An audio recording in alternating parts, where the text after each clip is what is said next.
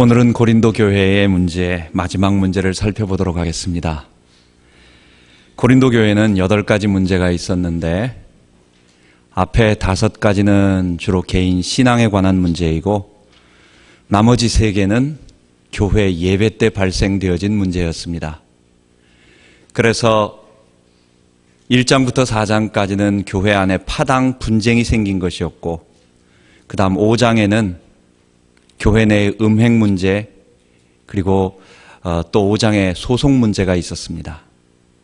그리고 우상 제물 문제와 결혼 문제가 교회 내에서 그것 때문에 많은 분쟁이 있었습니다.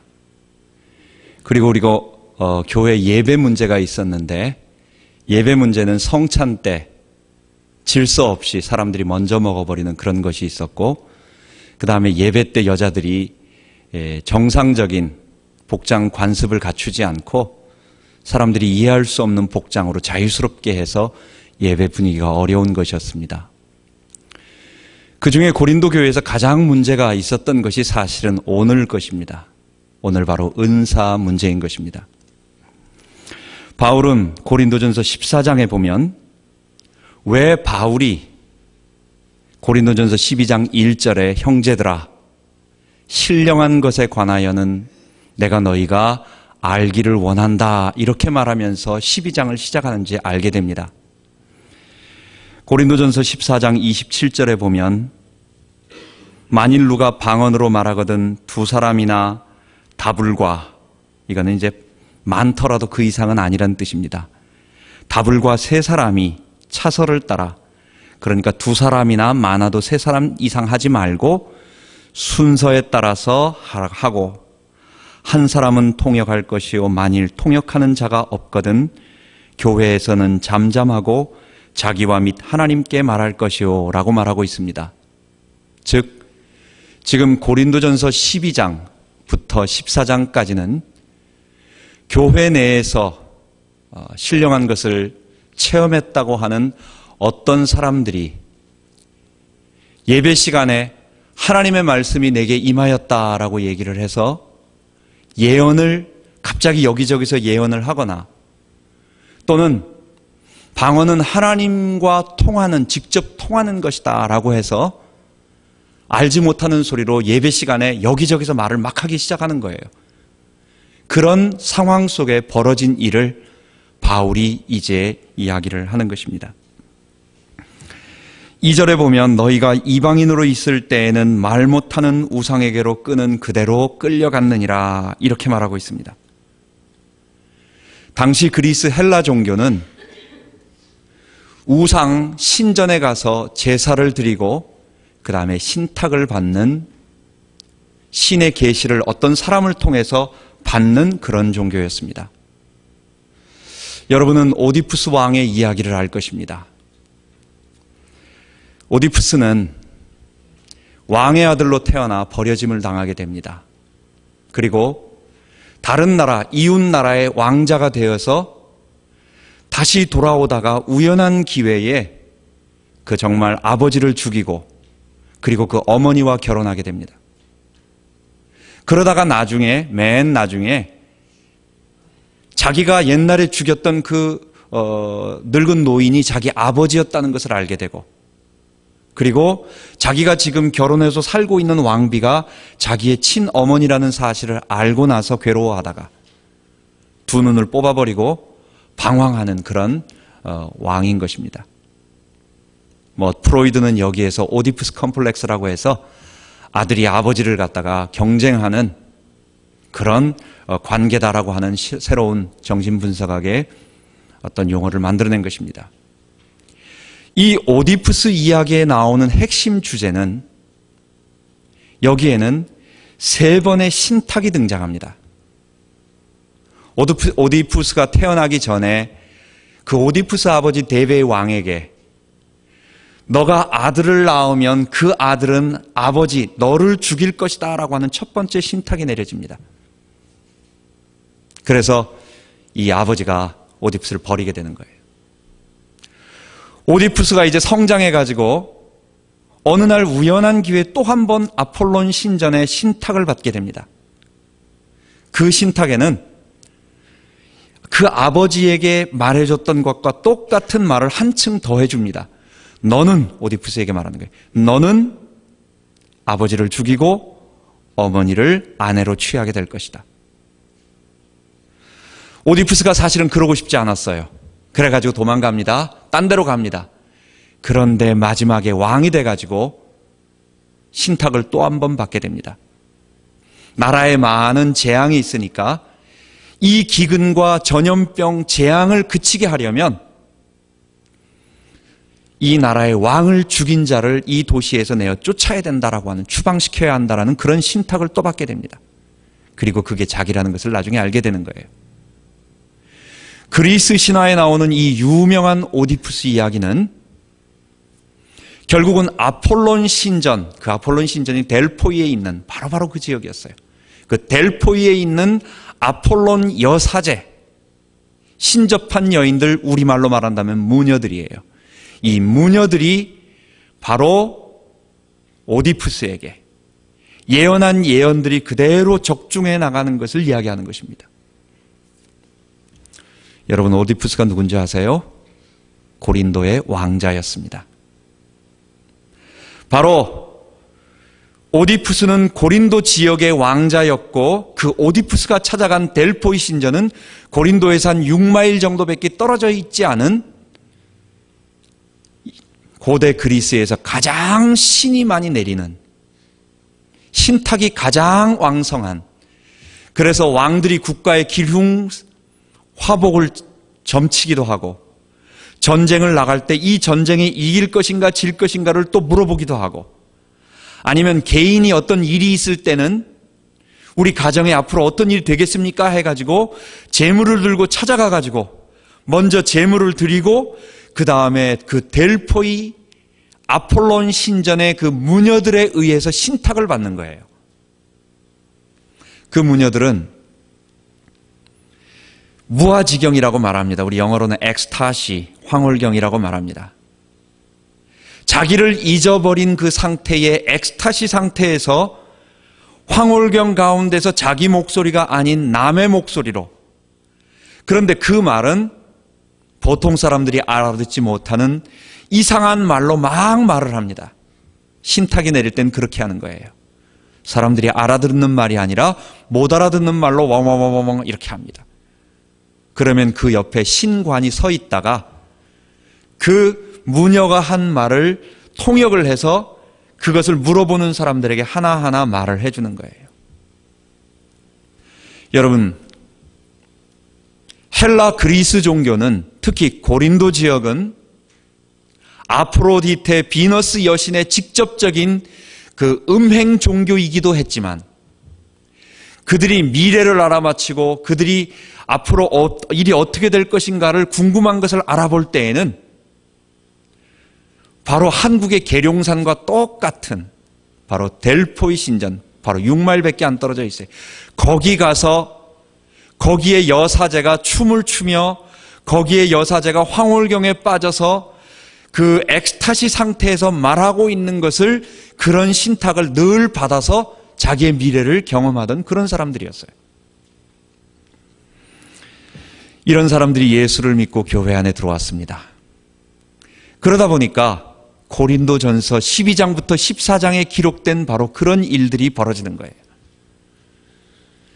하나님과 직접 통할 때는, 하나님의 말씀이 자기에게 임할 때는, 내가 구원받고 하나님 나라에 내가 들어갔다라고 하는 증표가 된 것은 마치 자기들이 이전에 불신자였을 때 그 아폴론 신전의 여사제들이 했던 것과 똑같은 상태가 마저 저게 신접한 거지, 마저 신이 저들에게 임한 거지, 마저 그렇다면 우리가 예배 드릴 때 성령이 우리에게 임하시면 우리도 당연하게 그렇게 될 수 있다. 그래서 그런 현상들이 나타나는 것은 그렇게 큰 문제가 되지 않고, 오히려 신이, 하나님이, 성령이 우리에게 임한 거다라고 하면서 그런 방언과 그런 알지 못하는 것들을 스스럼 없이, 절제함 없이 계속하는 것입니다.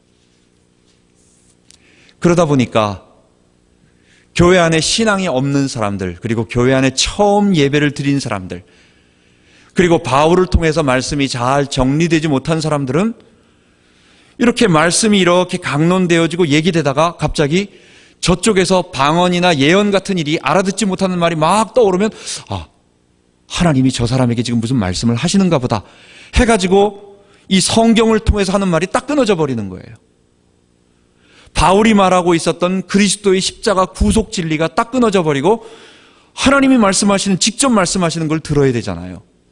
그래서 한참 듣다가 또 저쪽에서 또 막 소리가 나고 여기서 소리가 나고 그러니까 이게 어디가 하나님 말씀인지 잘 모르고, 지금 오늘날 방언하는 얘기가 아닙니다. 이거는 지금 2000년 전 고린도에 있는 그 델포이 여사제들의 그런 것에 영향을 받고 있는 사람들이 아직 잘 몰라서 교회 안에 그런 식의 방언들을 계속하고 있음으로 말미암아 교회가 혼란이 왔다라고 하는, 그것이 고린도전서 12장에 있는 은사 문제의 시작인 것입니다.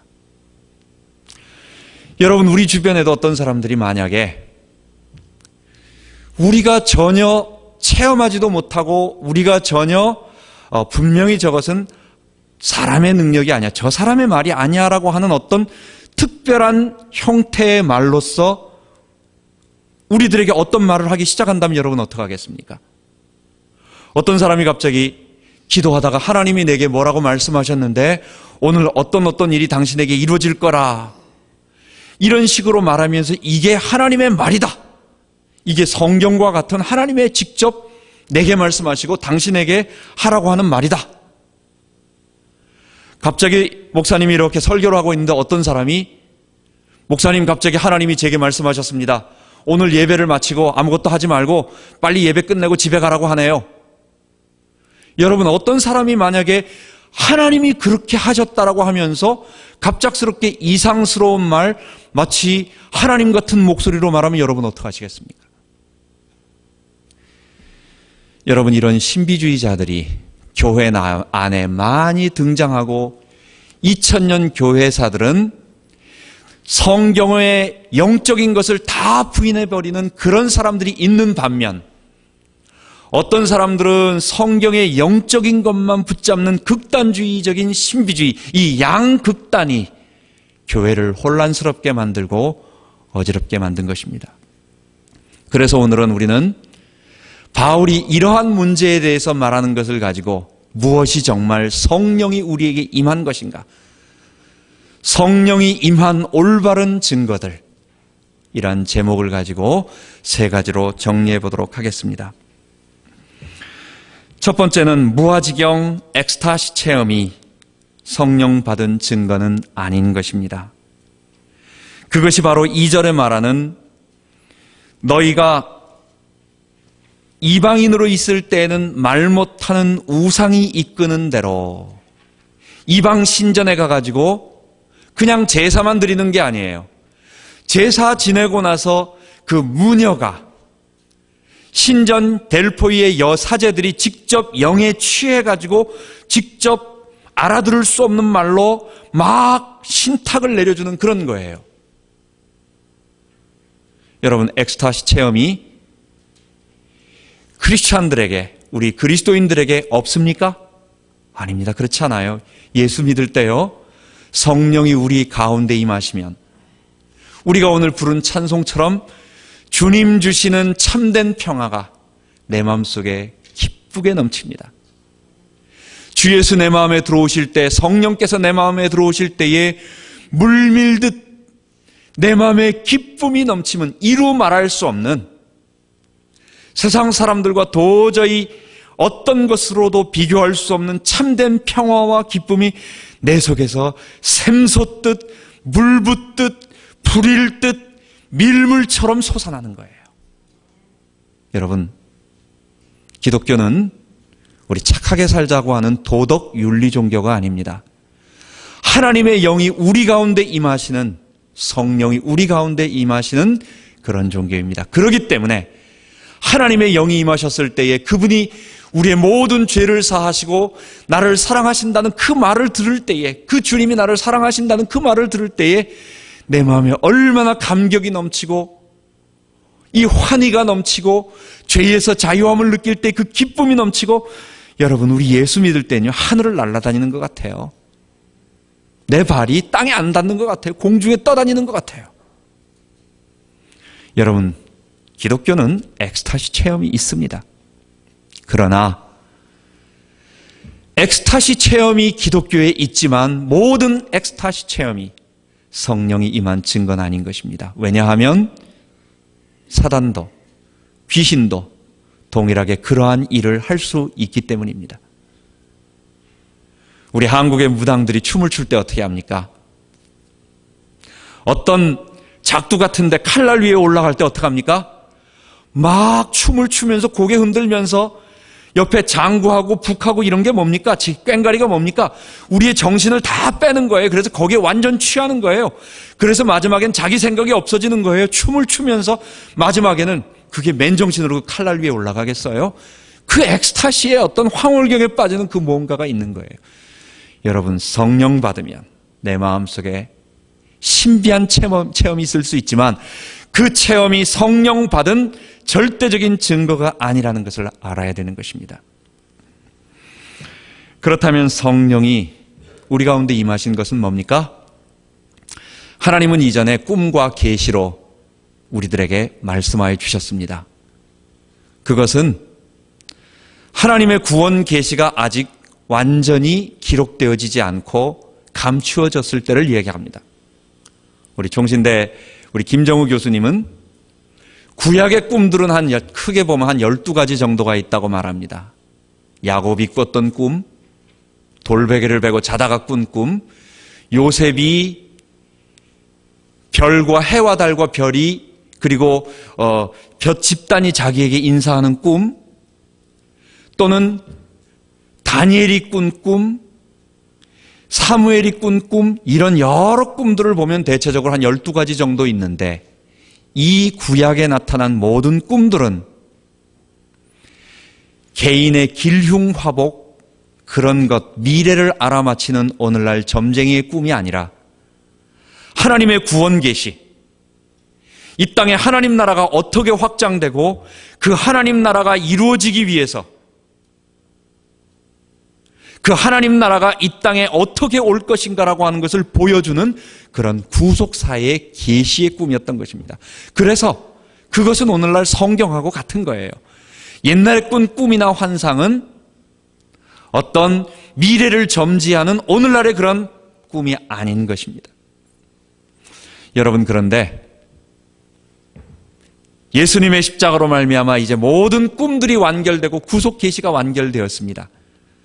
성경이 기록되어지고 우리는 예수님의 십자가와 그분 앞에 죄 용서받고 그분의 성령이 우리 가운데 오셔서 우리의 모든 죄를 사하시고 이 성령 받은 하나님의 사람들이 교회를 이루어서 이 땅을 하나님 나라로 바꿔가다가 우리 주님의 재림과 그리고 심판과 우리 몸에 부활이 있는 다음에 완전한 새하늘과 새 땅이 이루어진다.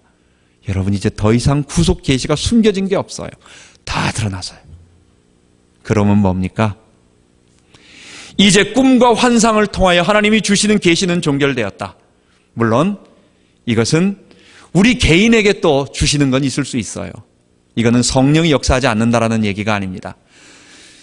계시, 구속 성경을 기록해서 우리에게 알려줄 만한, 우리에게 구원의 길을 알려줄 만한 그런 것을 가르쳐주는 성령의 계시는 없다라는 것입니다. 성경으로 완전히 끝났다라는 것입니다.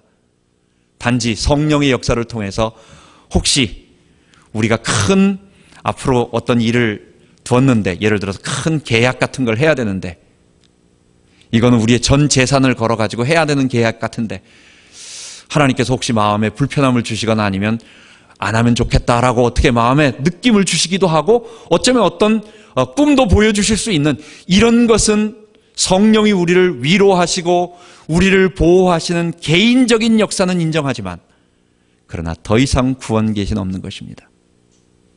그렇다고 한다면 여러분 엑스타시 체험을 기대하면서 그것을 통해서 하나님의 뜻을 구하는 일은 더 이상 없는 것입니다. 성경을 통해서 하나님의 말씀을 통해서 그 말씀을 통해서 하나님의 뜻을 찾고 그 말씀을 따라서 가면 우리는 성공하게 되는 것입니다. 바울은 로마서의 긴 역사를, 로마서의 긴 것을 기록하고 나서 맨 마지막 25절부터 16장 25절부터 27절까지 이렇게 말합니다. 나의 복음과 예수 그리스도를 전파함은 영세전부터 감추었다가 이제는 나타내신 바 되었으며 영원하신 하나님의 명을 조차 선지자의 글로 말미암아 모든 민족으로 믿어 순종케 하시려고 알게 하신 바 그 비밀의 계시를 쫓아낸 것이니 예수 그리스도로 말미암아 우리에게 하나님께서 십자가에서 달려 죽게 하시고 우리를 구원하셨다는 이것이 바울이 로마서에서 죄 용서받고 칭의와 성화를 통해서 우리가 구원받는다라고 하는 이 진리가 바로 영원하신 하나님께서 만세전에 감추었다가 이제는 나타난 바 되었고 선지자의 글로 말미암아 모든 민족에게 전파되기를 바라던 그 비밀의 계시였더래요. 여러분, 성경을 통해서, 로마서를 통해서, 구속 진리를 통해서 우리는 하나님의 뜻을 바라야지 더 이상 엑스타시 신비 체험을 의존해서는 안 되는 것입니다. 두 번째, 성령 받은 증거를 이제는 바울은 3절에 얘기합니다. 바로 예수님을 주님으로 고백하고 그리고 그렇게 살아가는 것입니다. 그러므로 내가 너희에게 말하노니 하나님의 영으로 말하는 자는 누구든지 예수를 저주할 자라 하지 않고 또 성령으로 아니하고는 누구든지 예수를 주시라 할 수 없느니라. 여러분, 성령 받은 증거에 이제 바울이 엑스타시 체험은 아니다 라고 첫 번째 이야기하고 두 번째 얘기를 하는 것입니다. 여러분, 대부분의 세상 모든 사람들은 예수를 어떻게 말합니까? 악한 사람들, 적극적으로 예수님을 대적하는 사람들은, 적그리스도 같은 사람들은 뭐라고 말합니까? 예수는 저주할 자다라고 예수님에 대해서 직접적으로 저주를 해요. 자기는 안티크리스트다. 일부러 십자가를 갖다가 거꾸로 놓고 예수님에 대해서 심한 욕을 합니다. 그래서 예수를 저주할 자라고 욕합니다. 예수님을 적극적으로 대적하고 욕하지 않는 대부분의 모든 사람들은 어떻게 합니까? 예수님은 나와 상관이 없어요. 그래서 예수님은 십자가에서 저주받아 죽은, 당연히 저주받아 죽은 나와 상관없는 그런 사람이라는 거예요. 예수님은 정말 하나님의 저주를 받았다라고 이 세상 사람들은 모두 다 나와 상관없다는 거예요. 그 사람은 정말 저주받아 죽은 거 아니냐? 이걸 헬라어로 아나데마 예수스. 세상 모든 사람들은 예수를 저주할 자라고 얘기합니다. 예수님은 내가 직접 저주하지 않더라도 예수님은 정말 십자가에서 저주받아 죽은 죄수에 불과하다, 이렇게 말하는 거예요. 아나데마 예수. 그런데 성령 받은 그리스도인, 하나님의 영으로 말하는 자, 성령 받아 말하는 자는 아나데마 예수라고 말하지 않고 저주받아 죽은 예수라고 말하지 않고 다른 말로 말하는 것입니다. 퀴리오스 예수라고 말하는 것입니다. 이 말은 무슨 말입니까? 주님 예수. 어떻게 십자가에 달려 죽은, 저주받아 죽은, 나와 상관없는 이 이스라엘의 폭동을 일으키고 이스라엘의 로마를 반역해서 당연히 죽었다라고 말하는 그 아나데마, 저주받아 죽은 예수를 어떻게 우리는 전혀 다른 각도로 얘기를 합니까? 우리는 뭐라고 말해요? 주님 예수. 하늘과 땅의 모든 권세를 가지시고 오는 세대와 이 세대와 오는 세대에 하늘에 있는 자들과 땅에 있는 자들과 땅 아래에 있는 모든 자들 앞에 자들이 무릎 꿇고 주님이라고 경배하고 그분 앞에 무릎 꿇고 경배드려야 할 만왕의 왕이요 만주의 주라고 고백을 할 수 있는 것입니까? 여러분, 성령께서 우리 가운데 오셔서 우리의 본질을 알려주시는 거예요. 죄라고 하는 것은 내가 주인된 아담의 본성입니다. 내가 주인 되어서 고백하는 예수는 뭡니까? 그거는 적극적으로 말한다면 저주받을 예수라고 사탄적으로 얘기하든지, 아니면 2000년 전에 나와 상관없이 죽어버린 별것 아닌 나와 상관없는 그냥 죽은 예수, 아나데마 예수였어요. 그러나 예수님의 성령, 주의 성령이 내 가운데 오셔서 나를 변화시키시고 우리 하나님의 살아계심과 그분이 나를 창조하심과 내가 그분의 죄인됨을 알고 무릎 꿇게 만들고, 내가 지금까지 내가 주인 돼서 살아왔던 모든 것을 그 앞에 밝히 보여주시니 하나님 앞에 통곡하며 이 예수 앞에 무릎 꿇고 나의 죄를 회개하고 성령을 모셔드릴 때 그 성령께서 내 인식의 근본적인 변화를 갖고 오는 것입니다. 이게 중생한 거예요. 이게 성령 받은 거예요. 그래서 우리의 고백이 근본적으로 바뀝니다.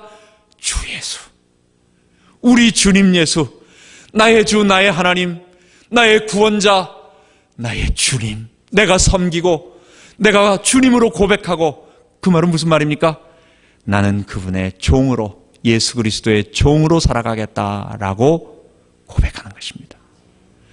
성령 받은 증거는 다른 것이 아닙니다.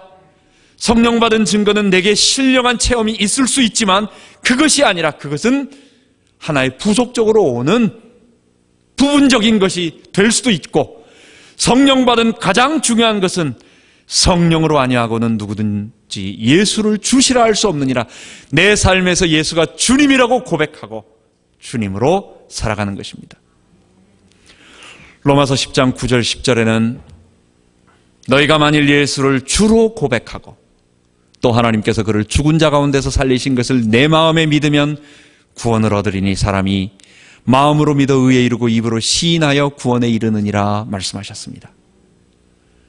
여러분, 여기서 입으로 시인하는 게 무슨 말입니까? 우리는 포커페이스라는 말을 잘 알고 있습니다.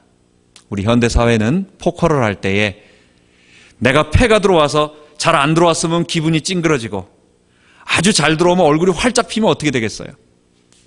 그러면 상대방이 웃는 거 보면 제가 패가 좋은가 보다, 그럼 내가 여기서 죽어야 되겠네, 뭐 이런 여러 가지 자기 수를 다 읽히겠죠.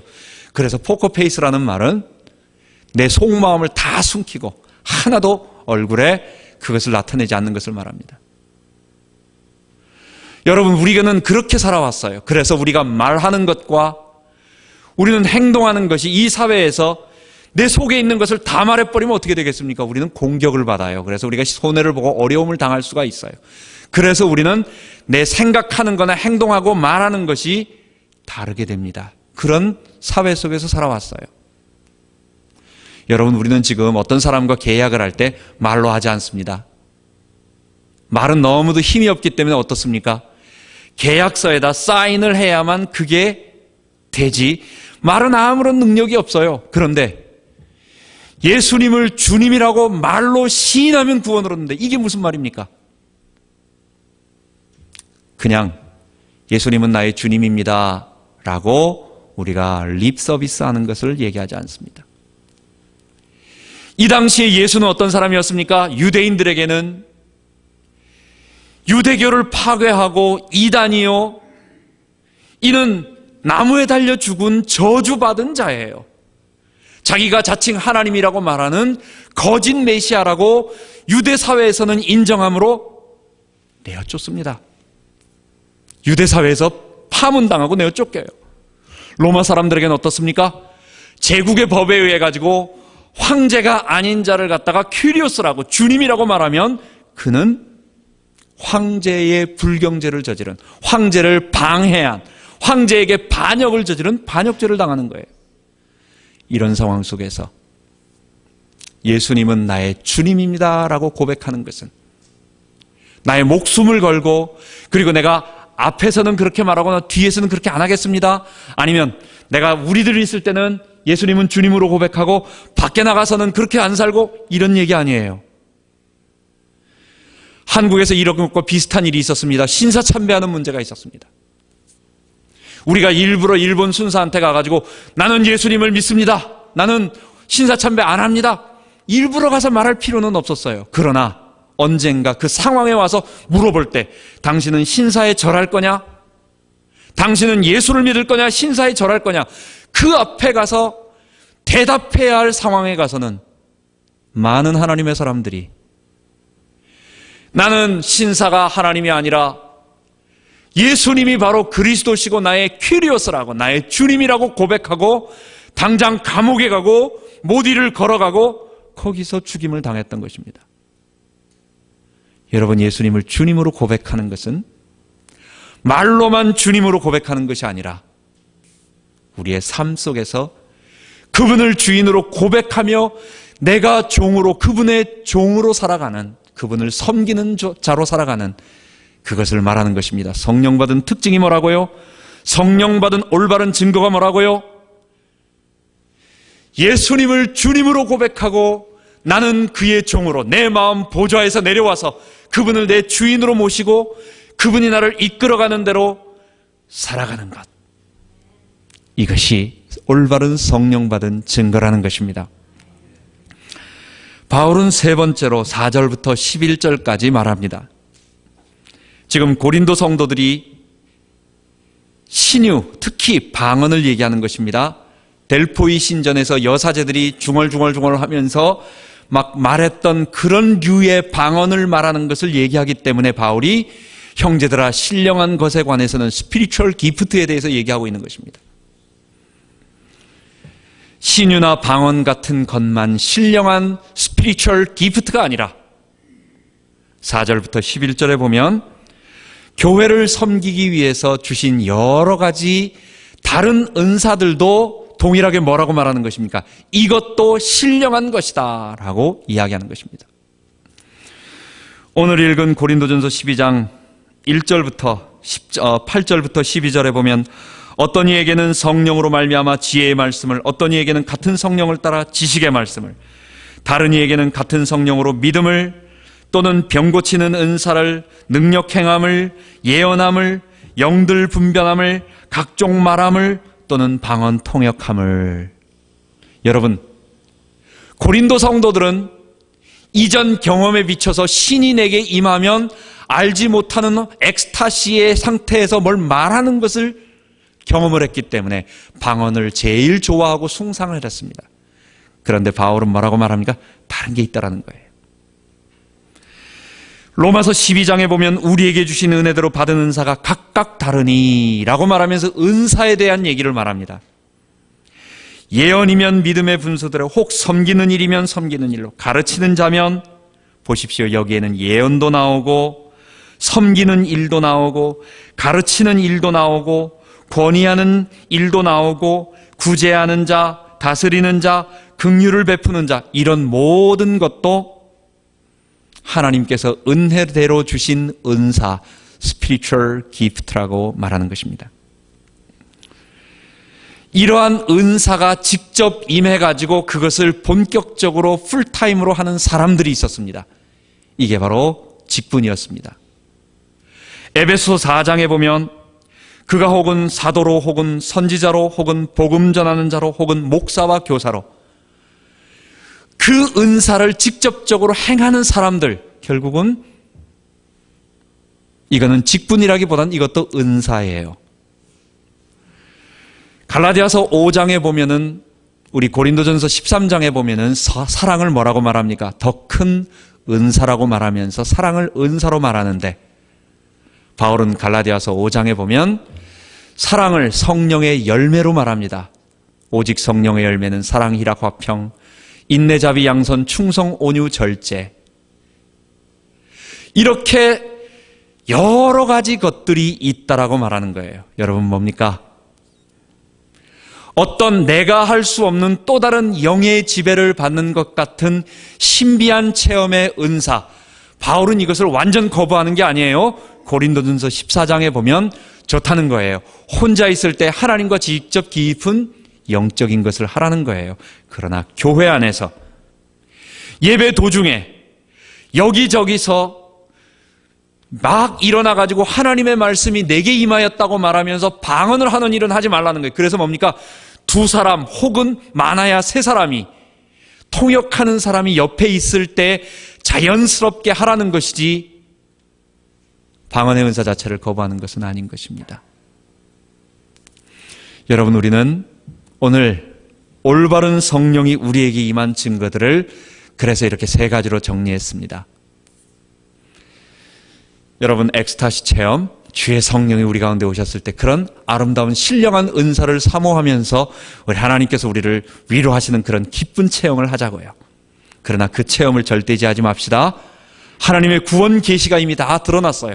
성경 말씀을 통해서 하나님이 주시는 말씀, 그래서 이 주일 예배에 하나님께서 설교를 통해서 주시는 말씀이 소중합니다. 우리 일주일 삶 속에 마치 이스라엘 백성이 구름 기둥과 불 기둥을 통해서 그의 광야 길을 쭉 따라갔듯이 여러분이 말씀을 따라서 성경이 가는 대로 따라오시면 여러분의 인생이 뒤를 돌아봤을 때 꾸불꾸불꾸불해서 막 왔다 갔다 한 것이 아니라 하나의 하나님이 원하시는 하나님 나라로 쫙 방향을 맞춰서 올바른 길로 가게 되는 것을 알게 될 것입니다. 성령 받은 올바른 증거는 뭐라고요? 내가 예수를 주님으로 고백하고 내가 예수의 종이 되어서 내가 주인 되지 않고 이 땅에서 살아가는 것입니다. 세 번째, 우리 신령한 은사, 이거는 드러나는 은사예요. 여기서 말하는 은사는 방언 같은 것은 다른 사람이 보면 특이하다, 저거는 정말 하나님의 영이 임하셨나 보다라고 특이하는 그런 은사입니다. 그러나 드러나지 않는 신령한 은사가 있다는 것. 사실 바울은 12장 후반부와 이제 다음 시간에 말씀 나누고 13장과 14장을 통해서 한 4번 정도 우리가 은사에 관한 말씀을 나눌 때에 말합니다. 드러나지 않는 은사가 훨씬 더 소중하다는 거라고 말을 합니다. 교회를 세워나가고 섬겨나가는 이 아름다운 은사를 우리가 이런 신령한 은사를 사모해야 되겠습니다. 그래서 우리는 이제 신령한 은사를 사모하면서 주일 예배를 사모하고 또 우리 정말 기도해서 하나님이 주신 여러 은사들, 각자에게 필요한 은사들을 주세요. 그 은사들을 가지고 뭐 하라고요? 교회를 세워나가자고요. 우리 주님이 세우신 우리 주님의 교회, 그리고 이 땅에 많은 하나님의 백성들이 모여있는 그 교회들을 우리가 도우면서 이 땅에 하나님 나라가 계속 확산되어 가도록 이번 한 주간도 승리하는 우리 모든 성도 되기 바랍니다. 기도하겠습니다. 하나님 아버지, 오늘 참된 하나님의 말씀이 우리 가운데 임하는 은혜의 시간 주심을 감사합니다. 예수가 그리스도시고 우리 주님이라고 고백하게 하옵시고, 하나님 우리 가운데 신령한 것을 사모함으로 그 신령한 은혜들이 계속 넘치고 그 넘치는 것이 우리 삶에 예수가 주님이라고 하는 고백으로 나타나고, 또한 주님이 주신 여러 가지 신령한 은사들로 교회를 세워나가요 이 땅에 하나님 나라가 이루어지는 이 축복을 우리가 감당하게 하여 주옵소서. 우리 주 예수 그리스도 이름으로 기도하옵나이다. 아멘.